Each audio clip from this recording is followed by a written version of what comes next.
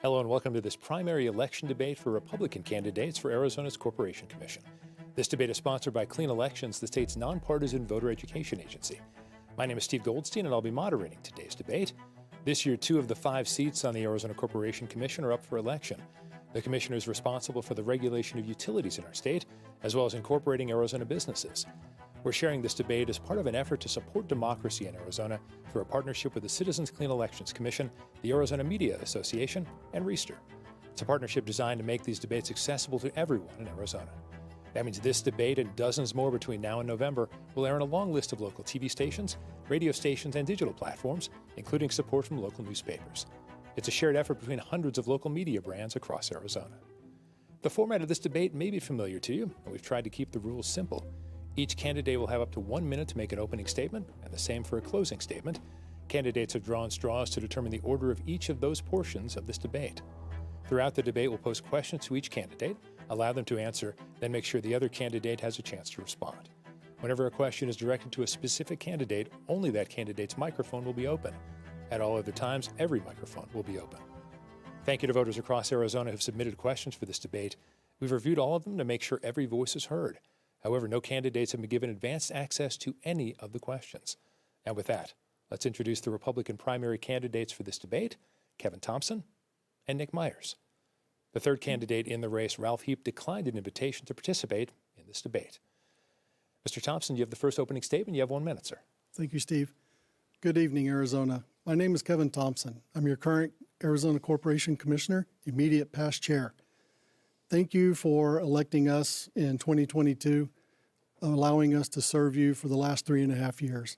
I spent most of my adult life in public service, serving 8 years as an Air Force combat veteran, another 8 years on the City Council in Mesa, and now almost 4 years at the Arizona Corporation Commission. As a commissioner, we have worked tirelessly for you, for Arizonans, to ensure that we're keeping our utilities in check, holding them responsible, putting them in their lane to make sure that they're doing what they're supposed to do, which is generating electricity and delivering it to our consumers in a safe and affordable manner. I look forward to tonight's questions and tonight's debate, and thank you again for allowing me to be here. Thank you. And Nick Myers, you have 1 minute for your opening statement. Yes, thank you. And I will echo the sentiments of thank you for electing us in 2022. I am Nick Myers. I am the current chairman of the Arizona Corporation Commission. And my background, as many already know, is software engineering. But I came to the Corporation Commission by doing battle with a water utility. There was about a 6 or 7 year fight that ended up very successful. And long story short, here I am today. So as Commissioner Thompson has said, we have focused largely on keeping the utilities responsible and making sure that we focus on reliability and affordability of utilities. And I think we've done a very good job of that over the last 3 years, and we continue to do that to this day, and we hope to get 4 more years out of this. Mr. Myers, thanks. Gentlemen, let's get to the questions now. And Mr. Thompson, let me start with you. One aspect of the Corporation Commission probably gets the most attention has to do with rate requests from utilities. Before we get into any specifics, can you give us an idea of how you approach that, how you balance out the needs of consumers with the needs of utilities, and what's the process for you? Yeah, every rate case is different, obviously. It's a very heavily litigated case, each rate case. For us, by the time it comes to us, we have a tough decision to make, and it's one where we have our ALJs have presented a recommended order. It's one where our staff has came back with what they perceive as a just and reasonable return on equity. And then we have the consumer advocate that also has a say.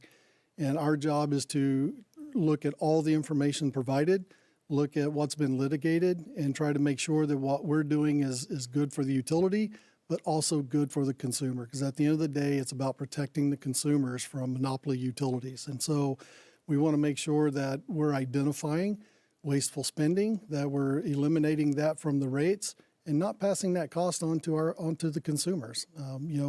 It's a tough economy. I don't think nationally, I don't think we've recovered from the pandemic, and it's still taking its toll.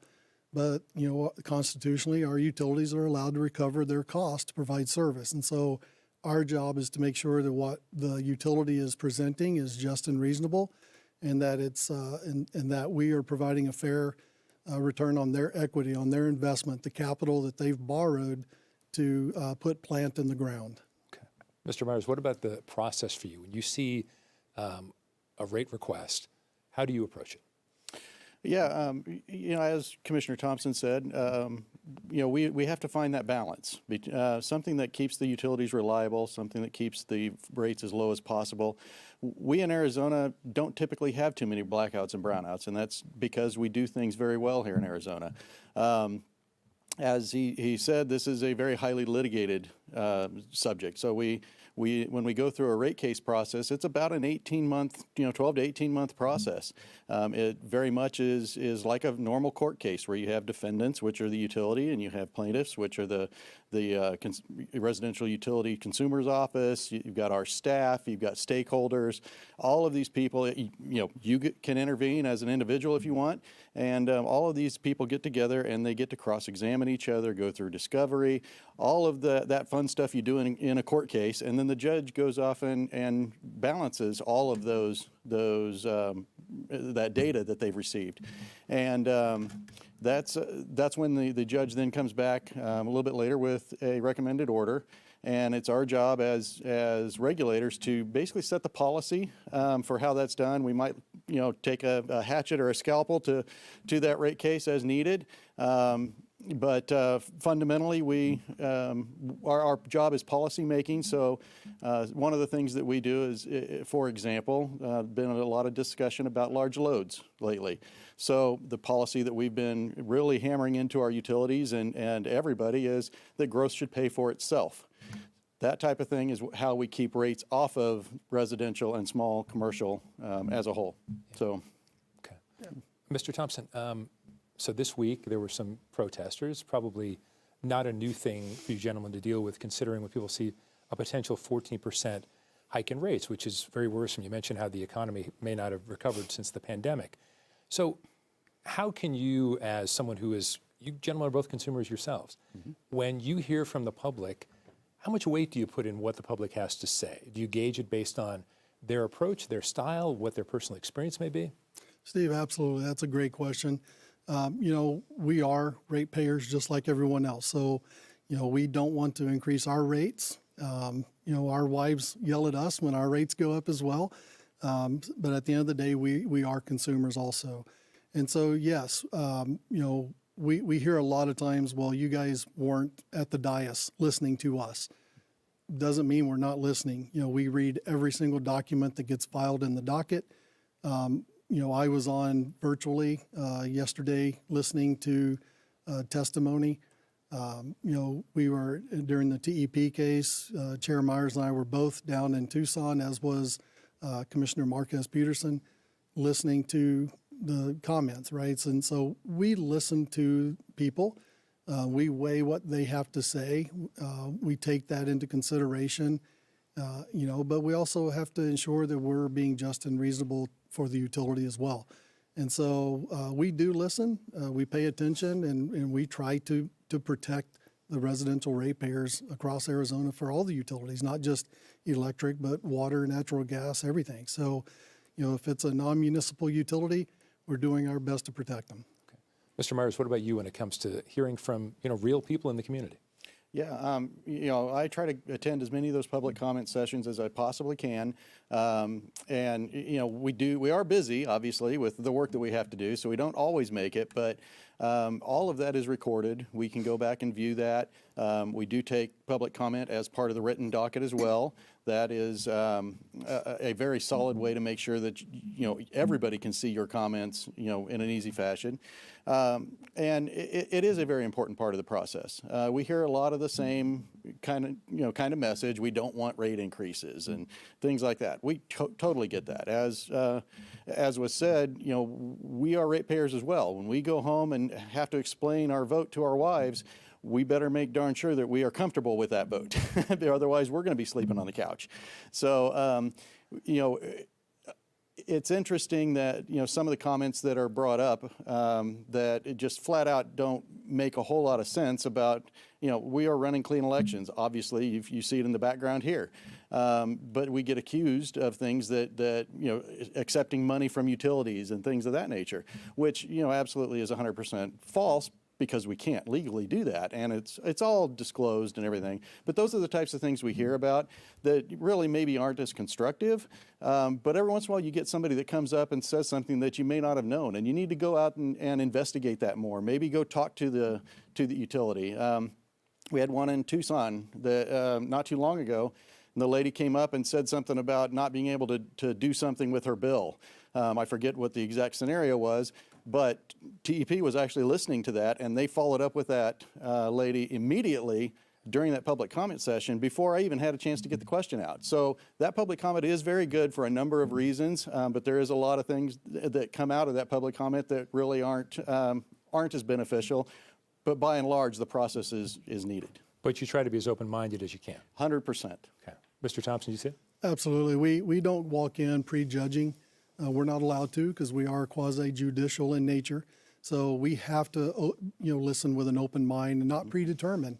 And so we try to take that approach on every single thing that we do. We listen openly. We read every email. We read all the statements in the docket.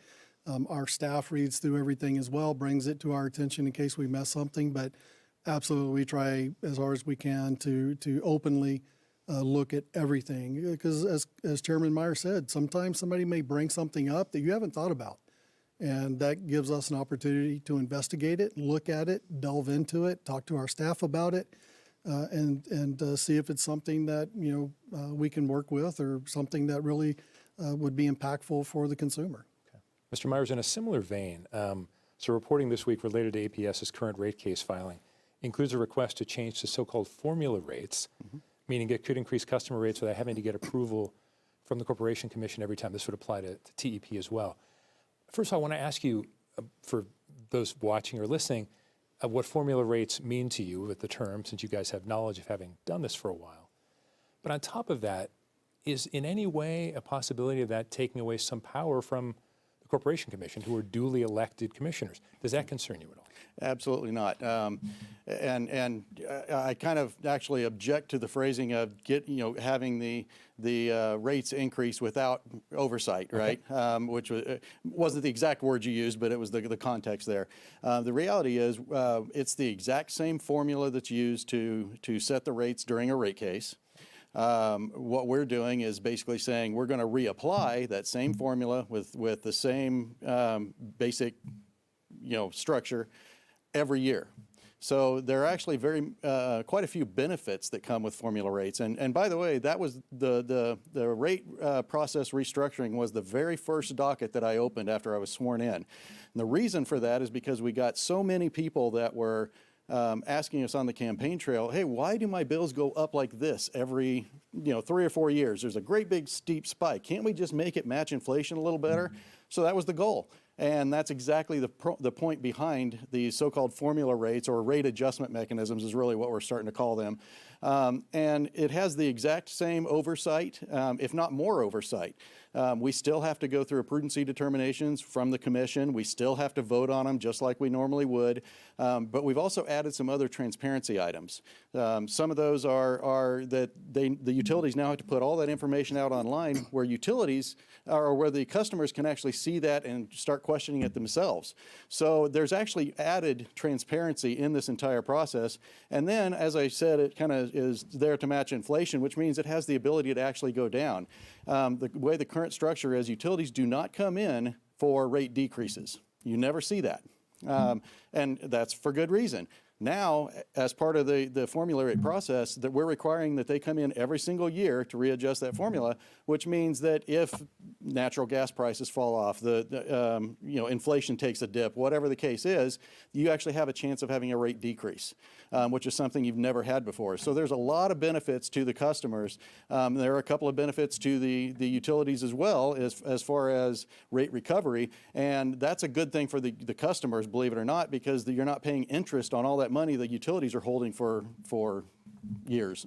Mr. Thompson, before you speak, I want to ask you one quick follow-up, though, because I think there are going to be some people who are watching are going to take that visual of why does it do this? I think you explained it well, but I think when people think to themselves, well, wait a second, why would it go up every year? Which, based on what you said, it may not. But so you're saying that this has the potential of, rather than every 3 to 4 years, whatever the request may be, of maybe seeing this huge spike, you're saying this could in fact lead to leveling off or potentially decreases, whereas with a 3 to 4 year increase, there's no chance of that. I guess I would classify it as one way or another, at some point you're going to get it from here to here. Do you want it like this, boom, or do you want it gradually with some potential dips in between so that it kind of follows that path?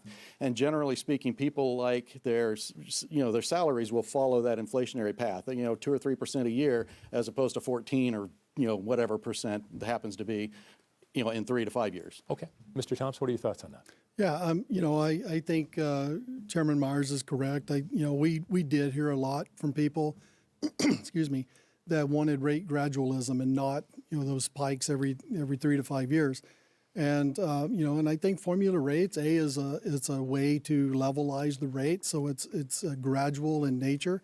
It avoids those spikes. It allows people the consumers, to develop their budget a little bit better, knowing what their, rates are going to be. It's something that's been used at the federal level for 50 years. Yeah. Yeah. More than 50. So, Federal Energy Regulatory Commission has used formula rates for 50 years. There's a lot of states across the nation that are using formula rates. There's some that have tried it and failed, but there's a lot more that have been successful than there have been unsuccessful. And so our hope is, we're working through this process now. We're wanting to, figure out, where are the bumps along the way, and let's figure out what those bumps are, and let's smooth them out, and then let's go into rulemaking and codify this in rules as we figure it out. But I think long term, to Commissioner Myers' point, it allows the utilities to recover their cost a lot quicker, which means the consumers aren't paying that pass-through interest rate on the capital that the utilities borrowed. So, it should be a gradualism in the rates and not spikes. Okay. And if I can use some rebuttal time, if you will, just to add some color, he mentioned that this formula rates have been used at FERC for 50, maybe 60 years. And with one of our utilities, I got some information that 4 of the last 5 years have actually been rate decreases at FERC. So some context there. Federal Energy Regulatory Commission. That is correct. FERC, okay. Yes. Mr. Thompson, I want to go back to something you said earlier on in your opening statement, and a little bit after the opening statement as well, related to this particular moment in time and how things are much less affordable. There was direct inflation. In some cases, it affected people's energy and utility costs. In some cases, it didn't. Again, I'm sort of delving into the mind of a corporation commissioner. How much does that factor into you to look at what things are now when considering, as you said, trying to fairly balance what the utility needs and what the consumer needs? This is a point where consumers are in even greater need. It's been that way for a couple of years, it seems, and maybe even more so because of what's going on in the Middle East. Yeah, one of the misconceptions, I guess, for the utility, or from the consumer side, looking at the utilities, the rate cases are developed based off of historic test year. So it's capital that the utilities already spent on poles, wires, pipelines, fuel, labor, tools, vehicles, software, computers. It's everything that it takes to run a utility. It's the capital that they borrow. So all the money that they've borrowed that they've already expended, they're now coming in and asking to recover. And again, it's constitutionally, they're allowed to recover the cost to provide service. And so, all of that, when you look at what's happened inflation-wise over the last 5 years, under the Biden administration, we had a 33% inflation. The utilities aren't immune to that. Cost of labor goes up, cost of parts go up. Our supply chain right now is atrocious. Trying to get a generator or a transformer is, 3 to 10 years out, just trying to get a transformer. And so all of that has an impact on the cost. And so what we try to do is look at it and say, what is just and reasonable? We certainly want to make sure that the utilities aren't gold plating. That's not in the best interest of the consumer. So we're wanting to make sure at the same time that the utilities aren't trying to compete with a free market. There's companies out there that install EV chargers. Our utilities should not be installing EV chargers, right? They don't need to be competing. Their job is to generate power and provide it to the consumer. And that's what we're holding them to. And we're trying to do it in the most effective and affordable way that we can. Mr. Myers, to you, sort of in the same vein, and maybe if you want to branch out a little bit on it, but I'm really curious about, because of, we talk about these rate cases, the work that commissioners do and how long it takes, but in this moment in time, and Mr. Thompson made the point about inflation in the Biden administration, but now, of course, it's specifically being affected, fuel prices, oil prices, and that one would think that could affect energy prices in the home pretty soon. Is that something that, at least in the short term, a commissioner can afford to look at? So the answer is we are always taking those into consideration. I will note kind of a continuation of what Commissioner Thompson was saying, is that the prices that the utility customers are paying are generally 3 to 4 years old before they even hit the bills. And that's partly because that process takes a year and a half. It's based on a test year that was a year prior to that. And then, of course, they spent the money prior to that. So it can be a fairly long time before you actually see these things actually affect bills. Another misconception about, what we do, we can't actually say no to a rate case. It's not a thing that we can do. The best we can do is make amendments to make it as good as we can, but we have to allow, by Constitution, a fair and reasonable return on the costs to do business for that utility. I will also note that there were a couple of incidences that happened in prior commissions before we were elected, that where the commission tried to push the can down the road a little bit. Things like the purchased fuel adjusters. And this was because of COVID. It was because of Winter Storm Uri. And I'm not going to judge the actions. I wasn't there. But the reality is, when we got it, there was a big backlog in fuel adjuster costs that we had to deal with at the time. So, and that did not bode well for for us, because we had to deal with it. But it ended up having to be in rates, and it wasn't a gradual thing at that point. So it really affected a lot of people. Luckily, a lot of those companies have paid those off, and that we've actually seen a reduction in the rates. But those kind of things can bankrupt utilities, and they were on the verge of that. Another one was some decisions that were made by the previous commission that they thought they were doing the right thing by lowering ROE and not allowing recovery on some things that were mandated. They went to court and they won. So, of course, we had to deal with that. But that kind of shows you that we don't have the options that a lot of people think we do. We do have to allow them to recover certain costs. Okay. Mr. Thompson, let's change up to a phrase that people have been hearing a lot about lately, and that's data centers. Yep. What's the impact of data centers' use of energy, and how will that affect a commissioner's job going forward? We have a lot of communities in Arizona that have either considered them, rejected them, accepted them. There's been a lot of all of that. So explain to us where data centers will figure into what the commission does. Absolutely. There's a lot of misconceptions about data centers. We call them, large load users, because they're using the same amount of power as an Intel or the same amount of power as a TSMC.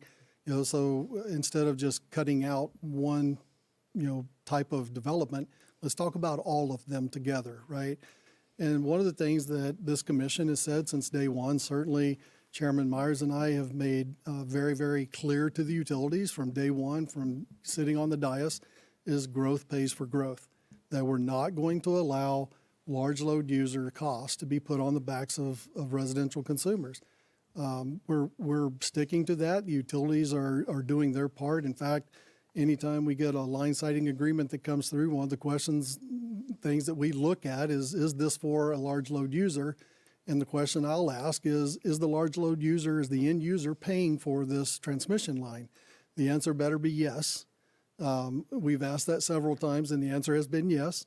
I know Chairman Myers is working right now through our national organization. He's part of the NARUC FERC Joint Task Force, and they're working right now on, and this is not just Arizona, this is nationally. Chairman Myers is representing the West, obviously, but they're working with the federal government to figure out how do you do the same thing with transmission lines, because typically FERC will take those transmission lines, they take the cost and they just send it down to us and say, here's how you allocate the cost. We want to make sure that that cost is allocated properly, and that if it's for the betterment of the of the grid as a whole, then all the consumers will pay. But if it's for a specific end user, it's that specific end user that's going to pay that cost. We don't want to burden the residential and small business consumers. Okay. Mr. Myers? Yeah, this I guess mindset of cost causers are the cost payers is something that we both actually taken all over the country to speak about. Arizona's been doing some variation of it for quite a while, but it's become kind of front and center these days. And it's a very important topic because if you have a huge load come online, it can have some pretty drastic impacts on the transmission lines to get the power there. You may have to build an entire nuclear power plant in some cases to serve that. That doesn't really have a whole lot of benefit to the rest of the ratepayers. So we need to make sure that those costs absolutely are allocated appropriately to the user that needs that power. And he's absolutely right in that sometimes it's difficult to do that. You may not necessarily see where the costs go or where they come from. But what we're seeing in that field is a lot of these large loads are wanting to play nice in the communities. We've been having these discussions with them, and they want to get to power faster. And so what we're saying is, well, okay, how about we offset some of the rates? Let's try to get you to subsidize the residential so that you're putting downward pressure on residential and small commercial. And a lot of them are agreeing to do that. We just had a large load workshop actually, and where we kind of started talking about how can we standardize this approach a little more. And one of the things, the big takeaways that I got from that is everybody in all of the industries think that there needs to be a dual approach. You have a tariff set up so everybody can see the transparency of the pricing and whatnot, but it's a very consistent piece of the puzzle. But since all the large loads are very, very different in the way they affect the grid, you need some flexibility on top, which is where these energy service agreements come in. And we just did that with TEP and Project Blue. We added a bunch of customer protections in an energy service agreement to make sure that all of their costs are going to be paid by them and not by residential. So it's a perfect example. Mr. Thompson, want to follow up on that? Yeah, I mean, he's 100% correct, right? Coming out of the large load user workshop, we're looking for, I think developers are looking for some type of assurity, standardization across the industry so that they know when they come to Arizona that they can build. Because we are competing nationally with Virginia, Georgia, Florida, Texas, you name it, Nevada, California still. We're competing for economic development. And the last thing we want is our grid to become unstable and our costs to go up. And so we're keeping an eye on that. We want to promote economic development. We want companies to come here and build here because we want our citizens to be employed. So we're part of that economic development machine. We're just playing a small part, which is the water and the electricity and natural gas. And so we want to make sure, we have a reliable grid. And by the way, we have the 7th most reliable grid in the nation, and we're one of the most affordable in the nation. And so, no natural disasters here, but it does get hot. And so we have to make sure that we have enough power to keep people's air conditioning and keep their lights on during the summer when it's 120 degrees. Can I make a quick follow-up? Sure. So you have confidence when you deal with APS and TEP in particular that regardless of whether our temperatures are getting hotter, that they have taken steps to do their best, at least, nothing is 100%, to do their best to make sure we don't have blackouts and brownouts? Steve, last year, we set 3 days in a row of record peak demand. In August of last year, APS, TEP, and SRP, all three hit record demand. Not a single light flickered. Nobody in the state even realized it until the media brought it up on the news, that 3 back-to-back-to-back days of record peak demand. It was hot. It was 150 or 115, 120 degrees.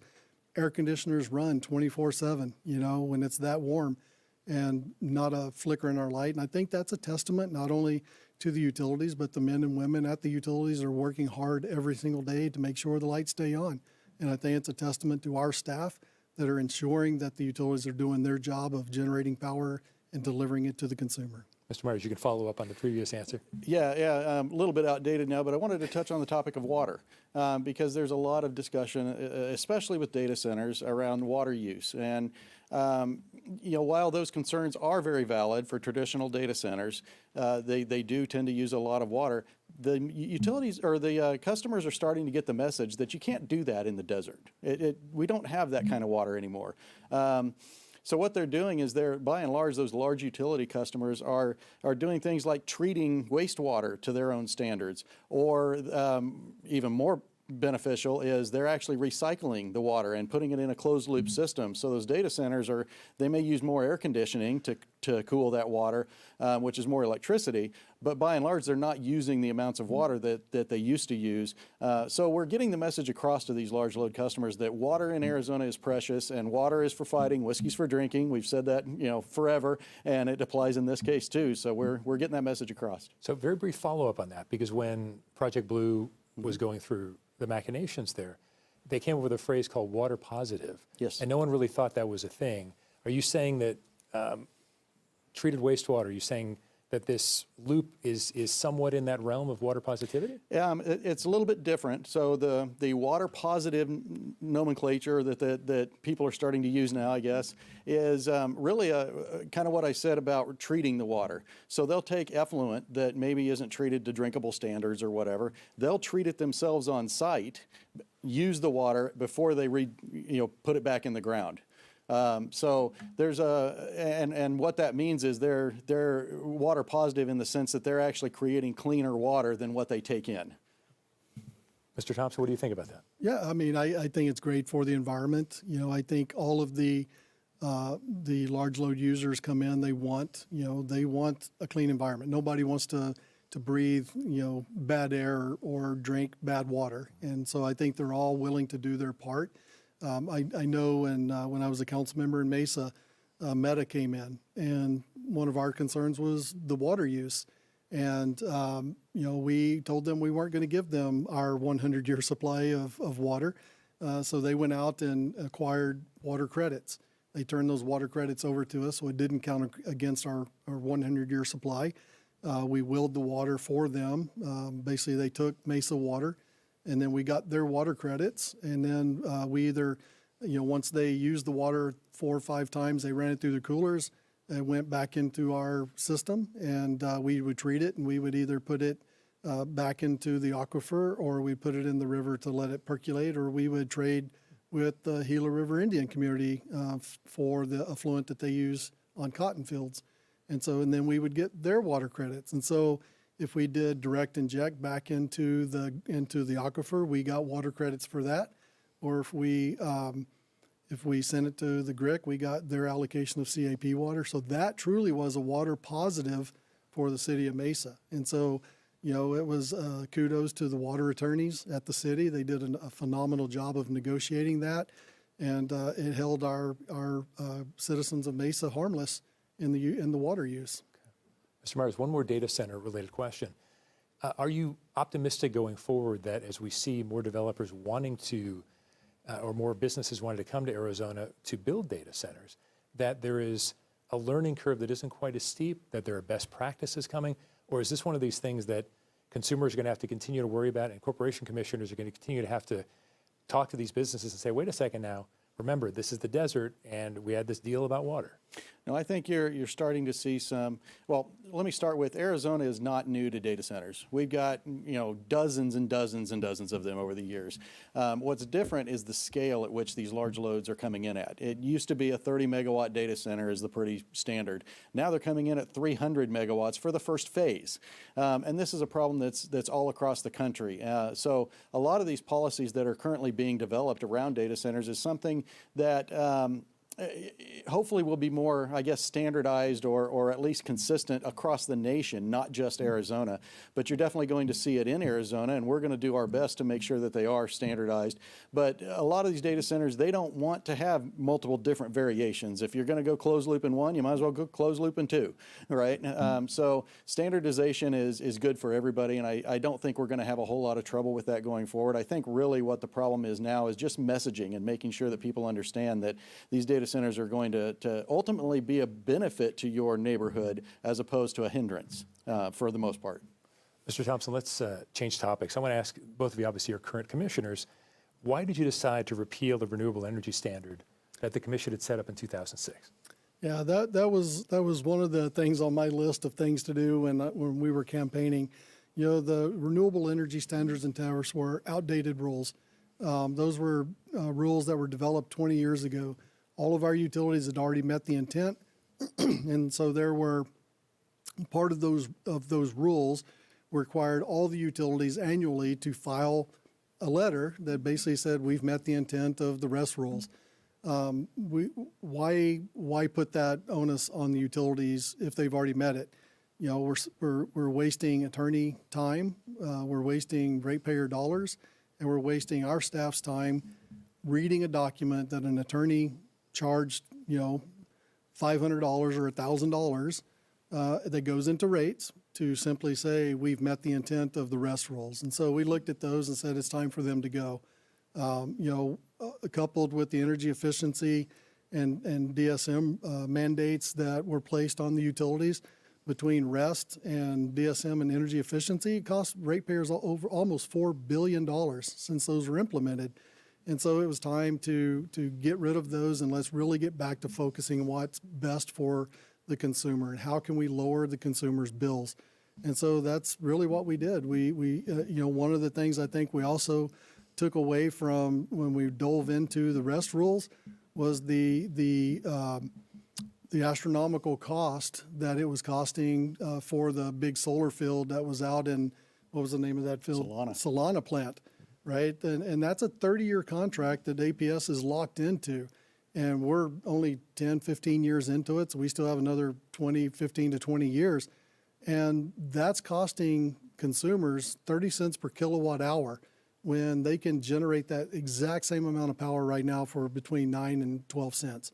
And so it's just showing you how bad policy is really impacting, bad policy from the past is really impacting our consumers today. Mr. Myers, I obviously want to have you answer that, so please do. And as a quick follow-up to both of you, but first, Mr. Myers, how much of Arizona's energy portfolio should be renewable? There are people who say, well, it's sunny, it seems like 365 days of the year. Not quite, but almost there. Where do you want renewables to fit in overall? Where do you think it should fit in? Sure. You know, first to the REST rule repeal, I would just echo everything he just said, especially that part about Solana. That was something that we dealt with as a policy advisor before I was a commissioner. I was dealing with that, and it chapped me to no end that the users were now stuck with a contract paying multiples of the current value of that electricity. And, you know, were those REST rules right for the time? I don't know, maybe. I'm not a big fan of mandating utilities to do things. The problem with mandating is you're essentially giving the utility a blank check. And when Solana is a perfect example. If you make them invest appropriately and then come justify it, then you have a tool in your toolbox to manage that. To your question about renewables and what's the right mix, I don't know that I have necessarily an answer for that because it's all situational. There are times when renewables absolutely can save money on the grid. There's a specific case out by Saddlebrook where it saved restringing transmission lines because they were able to put solar plus battery in for some peak time demand. That's not always the case, and usually the planning and zoning at the local level is where those projects are approved or denied. We actually don't have any regulatory authority over renewables. It's just not in the statutes that allow us to do that at this point in time. We only have thermal generation control. So to say that there needs to be that specific number, I can't do that and I won't do that, but I do think that an above all approach is really the way to go. We need that mixture because that's how you keep costs down. Okay. Mr. Thompson, to what extent? Yes. Sure. You know, I'm like Chair Myers. I'm not going to give a number because I don't know what that number is. I can tell you that the all of the above approach for us is, you know, we're not going to pick winners and losers. We force, you know, we have all source RFPs for generation. So we want to make sure that every type of generation competes so that the consumers are getting the lowest cost. I'll tell you though, we had a natural gas workshop in August of last year, and we had this big dust storm that blew through the valley. And it was the day before. So this was on a Monday because our workshop was on a Tuesday. I asked the utilities when they got there, be prepared later in the day. I'm going to ask you the question, how did yesterday's dust storm impact your solar and to what extent? When it didn't impact TEP because the dust storm started really in Casa Grande and worked its way up to the valley. The bad part was APS lost about 1,000 megawatts and SRP lost about 600 megawatts combined.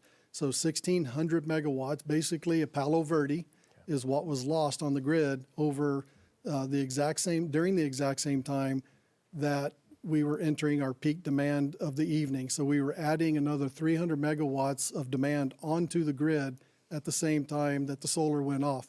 The only thing that saved our grid was the utilities went to backup natural gas peaker plants, fired those up, and recovered the grid. So you could imagine if you had 50% of your grid was reliant upon solar, you just had rolling blackouts or just straight up blackouts across the entire state of Arizona. Okay. Mr. Myers, I want to stick with REST for one question, and that is related to a column you wrote for the Arizona Capital Times regarding Attorney General Mays, who was obviously chair of the Corporation Commission for a time, and she was on the commission when REST was put into effect. So to quote from your column, the Attorney General has taken aggressive positions in Arizona public service and Tucson electric power matters more broadly, intervening in ways that go beyond traditional legal participation and into sustained public opposition to commission proceedings. I'll jump ahead. The Attorney General has demonstrated a willingness to escalate nearly every major commission decision into a legal or public dispute. So I'll ask you, first of all, is this Republican versus Democrat, or is it deeper than that? I think, if I'm being completely candid, that it's political season. It's election season. She is, in my opinion, she is using this platform as a way for her to get her name in the press more often. These lawsuits that she keeps filing really have virtually no merit, as best that I can tell at this point in time. But you know, that's Nick Myers' position, not necessarily that of the entire commission, but I just don't feel like her lawsuits have I think there's nefarious reasons for filing those lawsuits, and it's because we can be used as a punching bag and won't necessarily punch back, and so we're an easy target for her to get her name in the press. Okay, Mr. Thompson, any thoughts? I agree. I don't think there's merit behind a lot of the things that she accuses us of. There are certain aspects or certain lawsuits that she's filed that she accuses us of that she did when she was in office. And so it's kind of, what's good for the goose is good for the gander. So you're going to, try to sue us for something that you did when you were a commissioner. And so I think a lot of this is just frivolous lawsuits. And it's unfortunate because at the end of the day, it's the citizens of Arizona that are paying, for her to run her campaign through lawsuits across the state of Arizona. Okay. Mr. Myers, let's move on to sort of a philosophical definition. How would you define energy independence for Arizona? And do you think we're there or almost there? I think the easy definition is we need to make sure that we have enough energy to cover our load in Arizona. We are currently a stabilizing force in the West. When California's bad energy policies catch up with them, we generally are there to help bail them out, and we sell them energy, at an not an inflated cost, but at a higher rate because it's in demand, right? Supply and demand, and we have that extra energy to pay, or for them to pay for that, and we use that to offset our rates. So I think that's my definition, is to make sure that we are self-sufficient and actually are a balancing force within the entire West. It doesn't necessarily mean that we have all of the resources to do that ourselves. We do not have natural gas in Arizona, so we have to pipe that in from Texas and New Mexico. And that is unfortunately not very energy independent if you take a broader view of it. But that also means that we have renewables. We got a ton of those out here, but we got to use that natural gas to balance them. We are a very nuclear friendly state. We might see more nuclear coming up. But I think fundamentally it's that we want to make sure that our Arizona citizens do not have blackouts and brownouts to the best, and to the best that we can do. We're going to support other states as opposed to having to rely on other states. Okay. Mr. Thompson, energy independence. Yeah, I agree. I think it's, that the fact that we can keep our lights on, during our summers. One of the things that Chairman Myers and I both have been working on since we've been on the commission is markets. Nick, Chairman Myers, has worked on the market, what they call Markets Plus, and that's really looking at power that's available in the Midwest I've been working on the other side of the coast. Unfortunately, I got stuck with the West Coast. I won. And so what we're calling EDAM, it's the early day ahead market. And with EDAM, the intent is that we sort of send power back and forth. So during the summer, we want access to that cheap hydropower coming out of Oregon and Washington State, and in return during the winter, when it's really cold up there, we'll send them our excess, because it's 60 degrees here, and we're wearing shorts and flip-flops. So while they're bundled up in parkas, we'll send them power and help them. And so we've been looking at which market we're going to go to, and so it's a that's part of being energy independent, is your ability to not only have the resource adequacy that keeps your lights on, but then how can you work with other states to bring in cheaper power? Right now, we are what they call negative pricing during the day on power, because we're being paid by California utilities to take their excess power, because they're generating so much power during the day from solar that they're paying our utilities, Nevada Energy and Washington State and Oregon.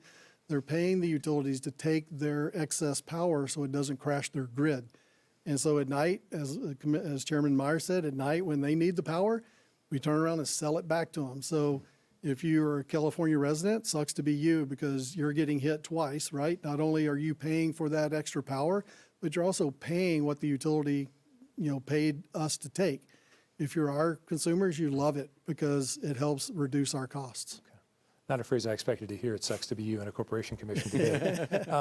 Gentlemen, the current legislative session includes some bills that, if passed and signed, could affect the work of the Corporation Commission. The only one I'm going to bring up is HB 2331, which has been summarized this way.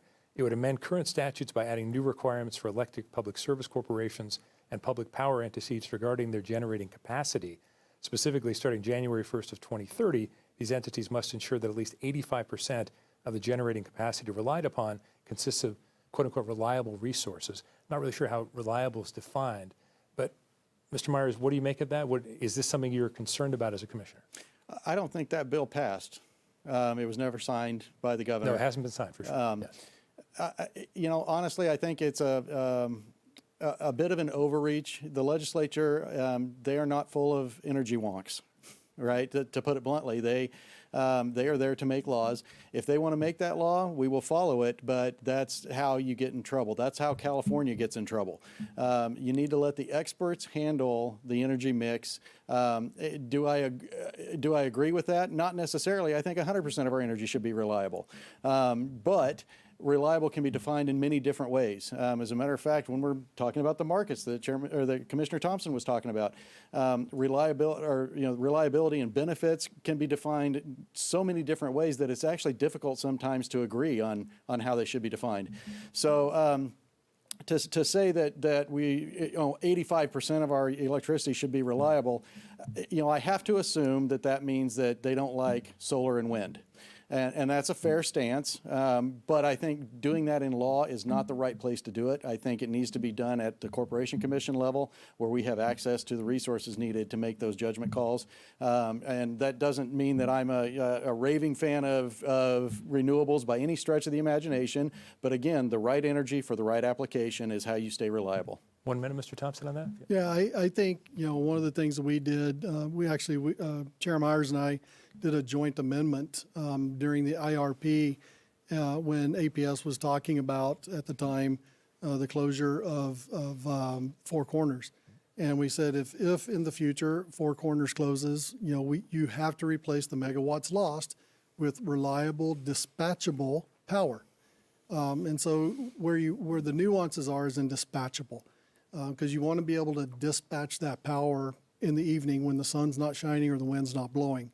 And so we want dispatchable power. Reliability, I think, is open for interpretation by, you could put 20 people in the room and you're going to come up with 20 different opinions on what is the standard for reliability. But dispatchable is something that's easily defined.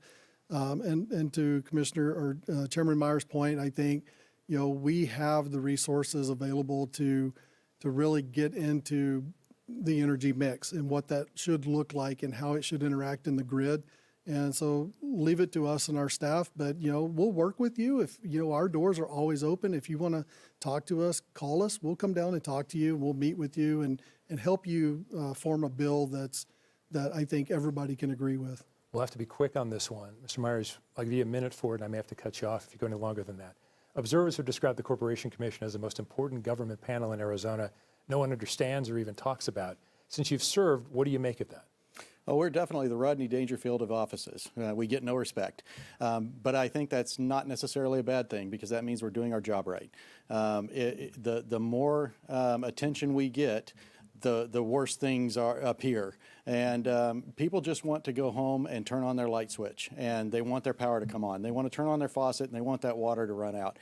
And that's exactly what we're here to do. We're here to make sure that that reliability is there, that it's done at the least costly method, the most affordable method that we can possibly get.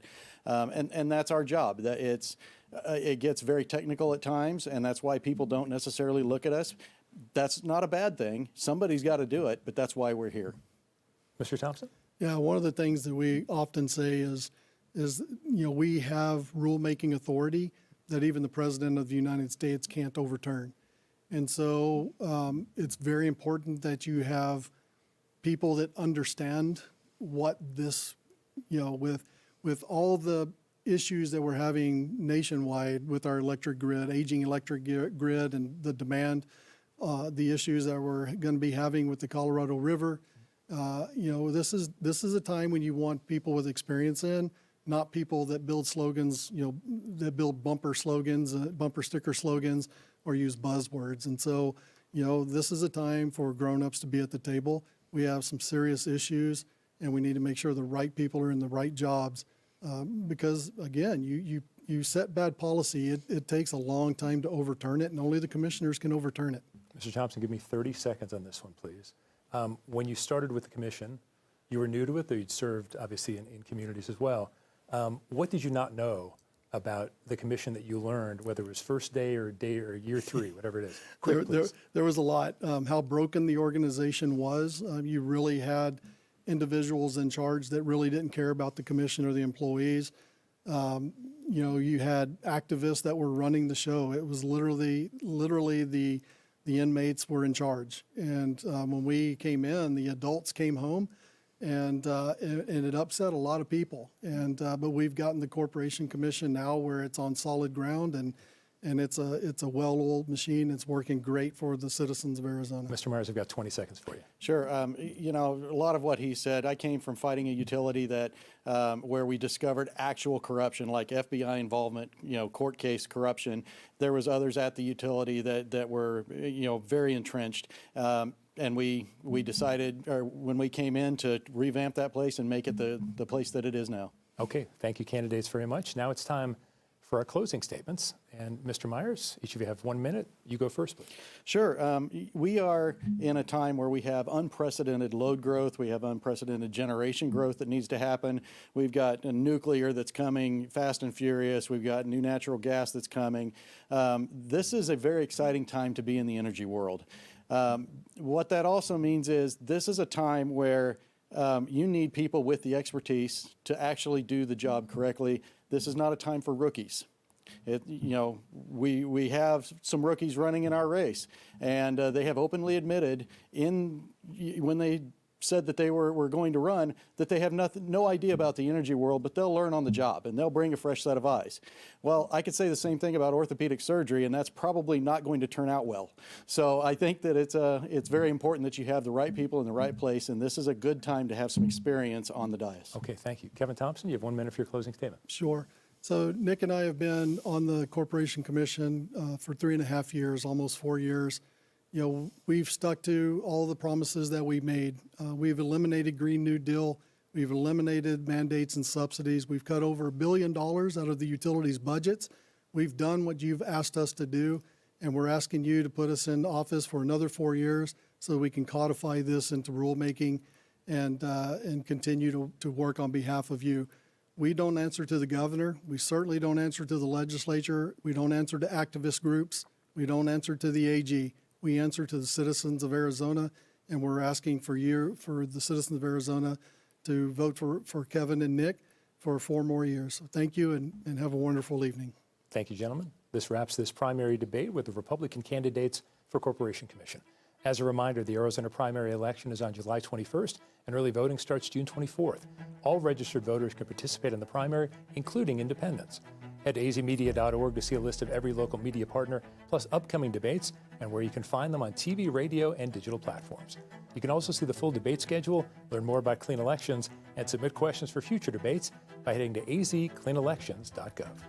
On behalf of our partners at Clean Elections, the Arizona Media Association, Reister, and Sneaky Big Studios, thank you for joining us.